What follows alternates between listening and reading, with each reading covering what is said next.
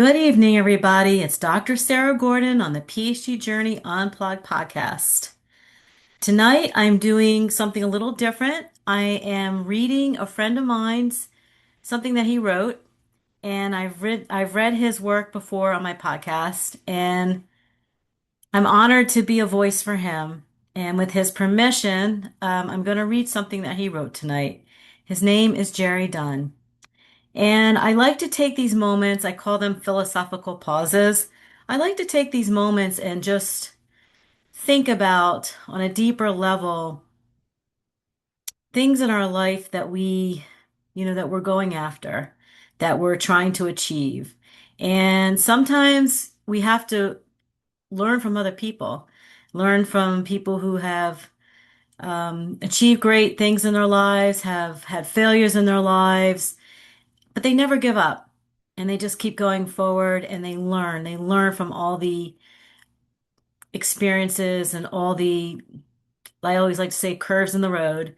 They learn from all of them. And when they're generous enough to share it with us so we can learn from them, it's something that we need to pay attention to. So I feel very honored that my friend Jerry Dunn, who is an ultra endurance athlete. He has been for many years. He's 80 now, and he has, done ultra endurance races for probably over 40 years. He does a lot of cycling now, but he still runs. And he trusts me to come on here and be a voice for him. And I take it very seriously. I am honored to do it. And so he sends me different things to read, and I read this one piece. I guess I read it yesterday or early this morning, and I just said, you know what, Jerry, I really want to read this on my podcast, if it's okay with you. And he did give me permission to read it tonight. So I'm going to use this opportunity tonight as a philosophical pause to learn from Jerry Dunn and from his experience of running thousands of miles across the world for many, many, many years and the things that he learned on that journey. Okay? So I'm going to read it and then I'm going to give some interpretation to it and give you an opportunity to think about it as well. So this piece is called The Hill Never Lies, written by Jerry Dunn and read by me, Dr. Sarah Gordon. Okay.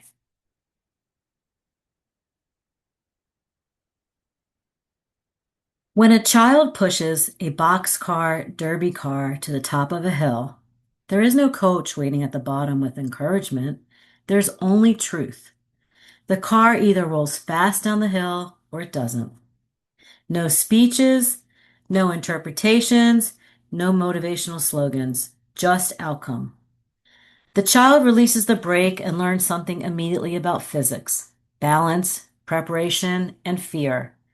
Gravity takes over. The car accelerates.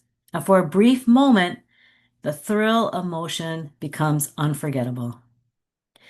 I've spent much of my life doing essentially the same experiment, only at a slower speed, because the distance runner begins differently.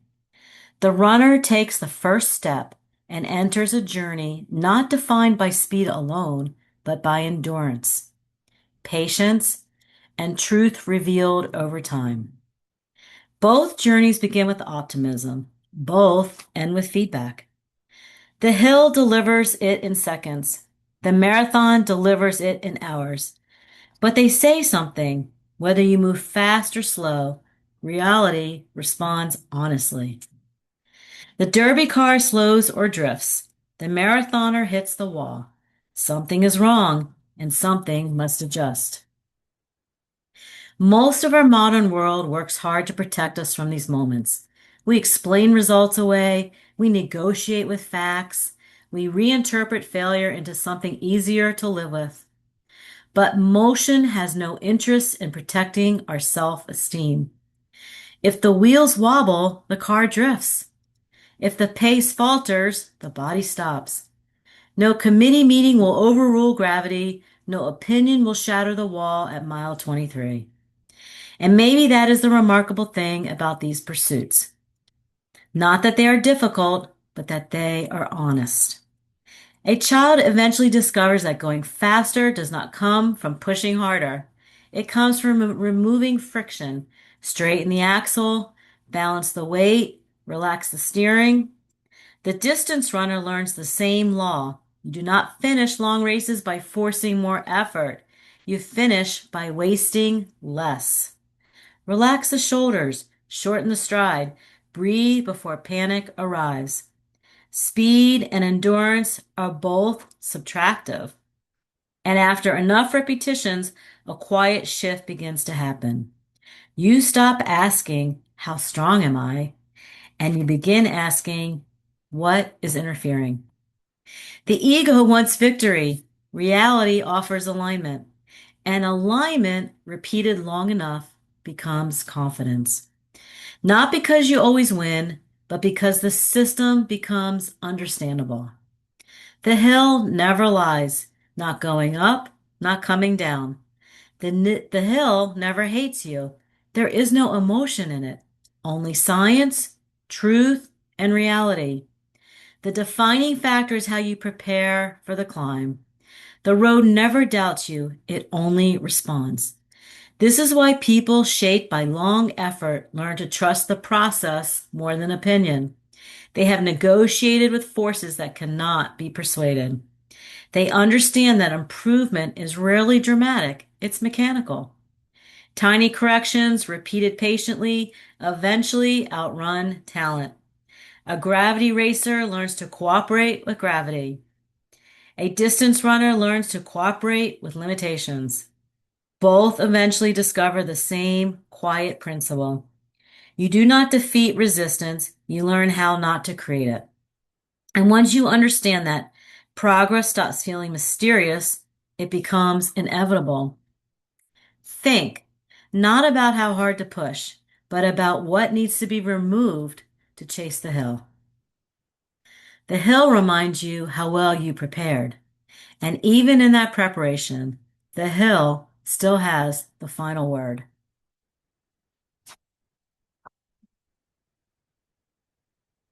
I love that piece. I think there's so many lessons in it, right? And the hill, metaphorically, I mean, you can visualize an actual hill, or you can just think about your life and things that you are just, putting, I guess, way too much emotion into it. And maybe you just need to be more mechanical about it, something that you need to correct to have better alignment in your life to achieve something that you're trying to go after. I mean, I think about my PhD journey, right? And I was super excited to get accepted. I was super excited to start that journey, and it was thrilling, right? Just like racing down the hill in a boxcar derby car. It's thrilling.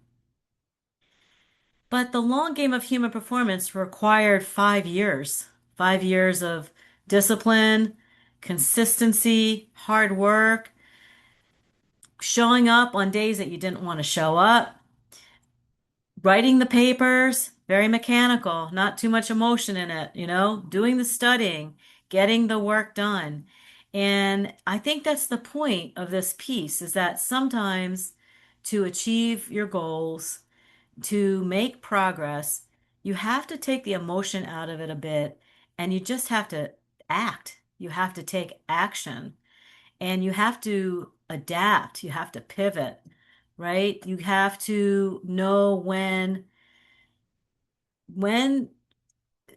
pushing harder isn't going to get you there. Sometimes you just have to make some type of change and some type of adaptation to get you across that finish line. Another thing that this piece really hit me with when I read it is, preparation is key. I mean, it's so important in everything we do, right? Whether you're preparing for a race, you're preparing for a presentation, you're preparing anything in life. But the reality is, and we know this in sports, you can prepare and prepare and prepare. And at the end of the day, you just really never know what the outcome is going to be when you show up, right? Maybe that's the magic in sports, right? When you watch a basketball game, you never know. to that last, to the end, the clock runs out, who the winner can be sometimes. It can change in that last half of a second. So my point is that yes, we need to prepare to climb these hills, but we also need to understand that we don't we need to prepare for the unexpected too. And we have to have some grace in that and understand that there is some unpredictability when we climb those mountains and not to give up. Don't ever give up, right? The hill never lies. The hill teaches us to dig deeper. It teaches us to find purpose and meaning. And let me tell you, in my hills, my PhD program, I found friendships. I found courage. I found a lot of things that we can also find, literally, like Jerry's explaining, in endurance running, right? When you push yourself to these limits, whether you're a runner, whether whatever capacity where you are pushing yourself outside your comfort zone and just to these limits of human performance, you learn a lot. So I guess as I read The Hill Never Lies, I want to share with you, like, don't be scared. Don't be scared of the hills, right? It's so fun to fly down fast. But a lot of times when we go after big goals, it takes some work, it takes some time. It's not, it's sometimes we just have to remember that going up is just as important as coming down. So I wanted to read that tonight. It really struck me when I read it. It reminded me so much of the message on this podcast, to encourage my audience to never give up on themselves, to always remember that you are enough, that don't shy away from the obstacles in your life. You learn so much in those obstacles. I love the book by Ryan Holiday, The Obstacle is a Way. I highly recommend it. It's a short book and it teaches us that in those obstacles, lean into them. You learn what you're made of. And it builds so much good stuff, so much internal stuff for strength, for endurance, for courage, for everything. And then, you gather all these life lessons, like my friend Jerry Dunn, and then you take them and you share them. You give it back out to the universe. Don't hold on to it. Don't be so focused on your hill or your endeavor or your achievement that it becomes just about yourself. Remember to always, always carry other people on that journey with you, right? That's what it's all about. We learn and then we give back. Okay? So that is just a short message tonight. I wanted to read this from my friend, and I hope that it has some meaning for you. There's no way for me to know what you're going through tonight, what you're training for, the big decisions that you're making in your life. But don't be scared of the hill. The hill will teach you a lot and you will get through it one step at a time. It's amazing when you think about things in your life that you think you could never move a mountain, right? It's impossible. And then you take small steps and you take small actions to move your life forward to in the direction that feels aligned for yourself. And then you get past that mountain and you look back and you know what? You got over it, you got down it, and you move forward and you're better for it. So that's my message tonight. I'm really excited this week. I have some two guests on the schedule this week that have really interesting perspectives from different angles and about mental strength, alignment, um, just pushing outside our comfort zones to always grow, to always have a growth mindset. This podcast will always be about encouraging you to live your best life. Your mental health matters, your physical health matters, the relationships in your lives matter, and we should always have a growth mindset and keep our hearts open for love, for kindness, and charity, right? Go out in the world, find ways to give back. There's so many people out in the world who struggle, who are hurting, especially children. So many children in this world need good, strong leadership and guidance. So let's go out, let's do some great things in the world. Let's learn from the hill. It humbles us. It tells us the truth. But don't give up. Don't give up on those climbs and enjoy the ride down. But just remember that you know, pace yourself. I guess is what I want to say. Pace yourself. All right, everybody. Thank you so much for tuning in. I'll be back in a few days and we'll continue the journey on the PhD Journey Unplugged. Good night and God bless.